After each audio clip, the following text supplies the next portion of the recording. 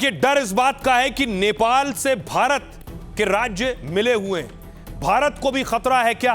ये तस्वीरें देखिए, ये वो रसुआ त्रिशूल रिवर पर बना हुआ बांध है। इस त्रिशूल रिवर में भी वो सैलाब का हिस्सा आया है और देखिए बांध से पानी छोड़ा गया है। क्या ये पानी भारत के जिलों तक पहुंचेगा?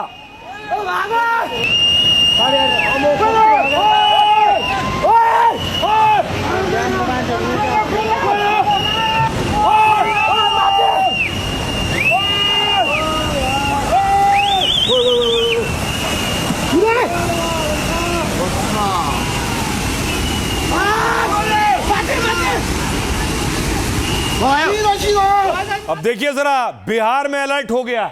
बिहार की तस्वीर आप देख रहे हैं। बिहार में बाकायदा अनाउंसमेंट किया जा रहा है, ऐलान किया जा रहा है, लोगों को हिदायत दी जा रही है किनारे इलाकों से हट जाएं। कैलाश नगर के ग्रामीणों को सूचित किया जाता है कि गंडक नदी में तेजी से पानी बढ़ने की आशंका व्यक्त की जा रही है।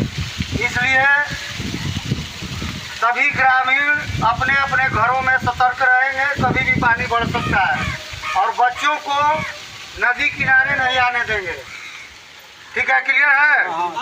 तो सब अगल बगल जितना घर है उस सबको भी, जिसको नहीं मालूम है उसको जानकारी आप लोग दे दीजिए कि पानी एक बैग गंडक नदी में बढ़ेगा तेजी से, कि आपको भागने का मौका नहीं देगा। इसलिए पहले से सतर्क रहिए। तो बाकायदा प्रशासन अनाउंसमेंट कर रहा है, सतर्क रहिए। अब देखिए क्या बिहार में खतरा है। बिहार की दो नदियां कौन कौन सी मैं आपको बताऊं। सबसे पहले देखिए जरा, गंडक नदी, नेपाल में आई बाढ़ का असर बिहार में दिखने लगा है। नेपाल से आने वाला पानी कुछ घंटों में बिहार पहुंच सकता है।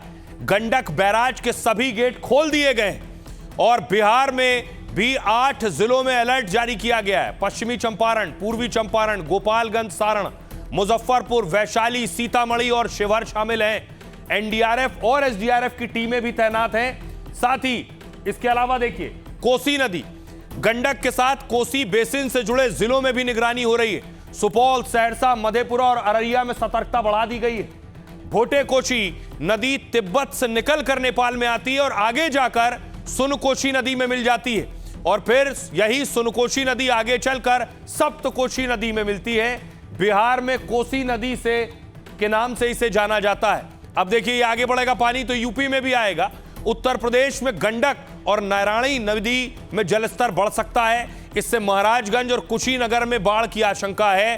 तो सभी राज्यों में अलर्ट है। सुनिए जरा क्या कह रहे हैं मुख्य सचिव और आपदा विभाग के मुख्य सचिव को सुनिए। 2.5 लाख क्यूसेक वाल्मीकि नगर बैराज पर इसका पानी का असर आने की संभावना है। मुख्य सचिव महोदय ने अभी सारे जिलाधिकारियों और एसपीज और साथ में जो आपदा प्रबंधन के पदाधिकारी हैं उन सभी के साथ वीडियो कॉन्फ्रेंसिंग की और सबको ये निर्देश दिया गया, विशेष रूप से बेतिया, मोतिहारी और गोपालगंज और मुजफ्फरपुर, छपरा के डीएम्स को, कि जो लो लाइंग एरिया में लोग रह रहे हैं तटबंधों के अंदर, उनको इवैक्यूएट कराने के लिए, बाहर निकालने के लिए, ताकि फ्लैश फ्लड से कोई बह ना जाए, कोई जान माल का नुकसान ना हो। तो बड़े पैमाने पे माइकिंग कराई जाए। सारे बीडीओ, सारे सीओज, सारे थाना प्रभारी फील्ड में निकल के, स्वयं डीएमएसपी भी फील्ड में निकल के इसको अलर्ट करने का लोगों को काम करें और इवैक्यूएट कराने का काम करें लो लाइंग एरियाज में से। और ये आपको बताऊं, देखिए राज्य सरकारें अलर्ट हैं क्योंकि नेपाल में भारी तबाही आई है। सम्राट चौधरी, बिहार के मुख्यमंत्री ने मीटिंग की है। ये तस्वीर आप देख रहे हैं। सीएम सम्राट ने ये बैठक ली है, अधिकारियों के साथ बैठक की है।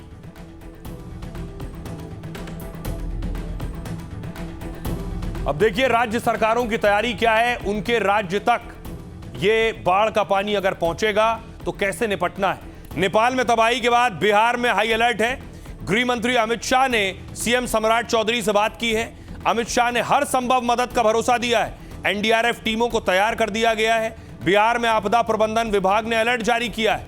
कोसी, बागमती और गंडक के इलाकों में निगरानी बढ़ाई गई है। एनडीआरएफ, एसडीआरएफ की अतिरिक्त टीमें तैनात की जा रही हैं। गोपालगंज में एनडीआरएफ टीम भेजी जाएगी। मुजफ्फरपुर में टीम स्टैंड बाय रहेगी। बेतिया में करीब 2 घंटे में टीम की तैनाती की जाएगी। जरूरत पड़ने पर नाव, शेल्टर और सामुदायिक रसोई की व्यवस्था होगी। बिहार में हर साल नेपाल से आने वाली नदियों के कारण बाढ़ से तबाही होती है। यूपी में भी पूरी तैयारी है। नेपाल से सटे उत्तर प्रदेश के इलाकों में हाई अलर्ट जारी किया गया है। सीएम योगी आदित्यनाथ ने इसके निर्देश जारी किए हैं। योगी ने नेपाल में तबाही पर चिंता जताई। योगी ने भगवान पशुपतिनाथ से सभी के सकुशल होने की प्रार्थना की है। बाढ़ की आशंका को लेकर प्रशासन को पूरी तरह सतर्क रहने के यूपी में निर्देश दिए गए। प्रशासन को आवश्यक तैयारियां सुनिश्चित करने को कहा गया है। सुनिए जरा एनडीआरएफ कमांडेंट क्या कह रहे हैं। बहुत हाई अलर्ट पे है, क्योंकि ये साधा जो सारा नीचे डाउनस्ट्रीम आता है ये गंडक को ही स्ट्राइक करेगा। और वहां पे जो बैराजेस हैं, जैसे जैसे बैराजेस से पानी छूटेगा तो उसमें नीचे की स्थिति में बाढ़ आने का अंदेशा है। पूरा एडवाइजरी दे दिया था स्टेट गवर्नमेंट्स को कि इसमें बाढ़ आने का अंदेशा है। तो हमारी एडिशनल टीम्स भी तैयार हैं। जैसे जैसे जहां पे भी स्टेट गवर्नमेंट को लगेगा कि वहां पे एनडीआरएफ की जरूरत है तो एनडीआरएफ अपनी टीम डिप्लॉय करेगा। जो भी नाविक है, मछुआरे हैं, मवेशी वाले हैं, या खेतिहर जो भी हैं, सब लोगों को मना किया गया है कि आप लोग 48 घंटे तक निचले इलाके में नहीं जाएं, सावधानी पूर्वक रहें। और टोटल जो भी रिंग बांध है, रिंग बांध पे भी प्रशासन के द्वारा गश्ती बढ़ा दी गई है। जैसी सूचना प्राप्त है कि रात होते होते पानी गोपालगंज की सरहद में भी घुसेगा, और इसीलिए हम समय रहते जिला प्रशासन सभी गाँव वासियों को, पंचायत वासियों को सूचित कर रहा है कि निचले स्तर पे बांध के उस तरफ नहीं जाना है। जो 48 घंटे है वो बहुत सचेत रहने के लिए, घबराने की बात नहीं है। कोई भी ऐसा नहीं, इतना भी पानी नहीं आएगा कि पानी गांव के अंदर घुस जाए, परंतु हाँ ये ज़रूर है कि पानी बहुत तेज़ी से आएगा, तो इसलिए खतरे वाली जगह पर नहीं जाना। कुछ निचले इलाकों में हो सकता है पानी थोड़ी देर के लिए आए फिर वो निकल जाएगा। तो इसमें हम लोग यही कर रहे हैं कि हम लोगों ने सभी जो क्षेत्रीय पदाधिकारी हैं सबको मोबिलाइज कर दिया है। सब लोग निचले इलाकों में जा रहे हैं, लोगों से अपील कर रहे हैं कि जब अगर पानी बढ़ता है तो वो लोग जो ऊंचे वाले इलाके में आ जाएंगे अपने, और जैसे ही पानी निकल जाएगा फिर आगे वो लोग वापस जा सकते। अत्यधिक मात्रा में जो है पानी आने की संभावना है। तो निचले इलाके में जो भी बसे हुए लोग हैं उनको जो है ऊंचे स्थान पे अपना कीमती सामान और पशु और स्वयं जो है अपने आप को विस्थापित करने हेतु जो है निर्देशित किया गया है। इसी क्रम में अभी जो है जायजा लिया जा रहा है कि कितना क्यूसेक पानी अभी वर्तमान में, और लगातार मॉनिटरिंग की जा रही है। अब सवाल यह है कि आखिर ये तबाही कैसे आई। बताया जा रहा है क्या ग्लेशियर के जरिए तबाही आई, ग्लेशियर फटा और सैलाब आया। देखिए कैसे ग्लेशियर फटते हैं। विशाल आकार के गतिशील बर्फ को ग्लेशियर कहते हैं। ये भारी बर्फ अपने वजन और गुरुत्वाकर्षण के कारण नीचे गिरती है। ये ठंडे इलाकों में कई सालों तक बर्फ के जमने से बनता है। नेपाल के रसुआ में 24 घंटे में 7 मिलीमीटर तक बारिश हुई। मतलब बारिश की वजह से अचानक बाढ़ नहीं आई। शक है कि तिब्बत में ग्लेशियर झील फटने से तबाही मची। झील फटने से अचानक पानी भोटेकाशी नदी में आ गया। भोटेकाशी बेसिन में 122 ग्लेशियर झीलें। कौन सी झील फटी इसकी अभी पुष्टि नहीं हुई है। सैटेलाइट इमेज और तकनीकी जांच से पता लगाया जा रहा है। ग्लेशियर झील के सामने बर्फ, मिट्टी, पत्थर और मलबे जैसी संरचना होती है। यह प्राकृतिक बांध की तरह ग्लेशियर झील को रोके रहते हैं, लेकिन जैसे ही यह बांध कमजोर पड़ जाता है या टूट जाता है, झील का पानी अचानक नीचे की ओर बहने लगता है। इसे ही ग्लेशियर झील फटने से बाढ़ का आना कहते हैं। अब सुनिए बिहार और उत्तर प्रदेश में भी अलर्ट है। क्या कह रहे हैं वहां के नेता और मंत्री। एकदम उस पर पूरी तरह हाई लेवल टीम गठन कर दिया गया है।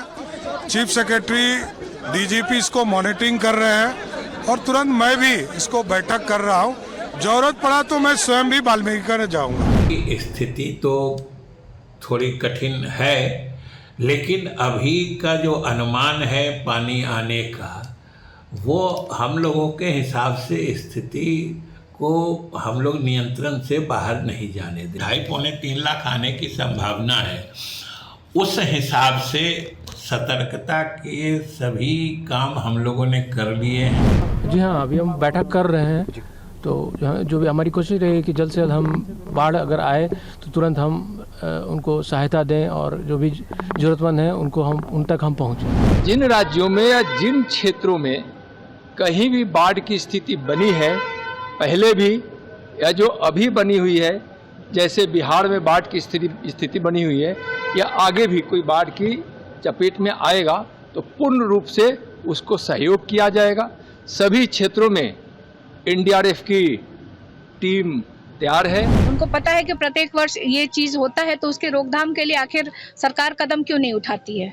मतलब जब लोगों को परेशानी हो, आम जन को जब परेशानी प्रत्येक वर्ष उठाना पड़ता है, अगर सरकार थोड़ी तैयार रहे तो बाढ़ से पहले उनको दिक्कत नहीं होगा और उनको सुरक्षित स्थानों पे ले जा करके और उनके रहने उनके जैसे बहुत सारे जो ग्रामीण है गांव में अगर देखा जाता है तो उनके जानवर भी होते हैं, उनके भी शिफ्ट किया जा सकता है, लेकिन सरकार को इससे कोई लेना देना नहीं है।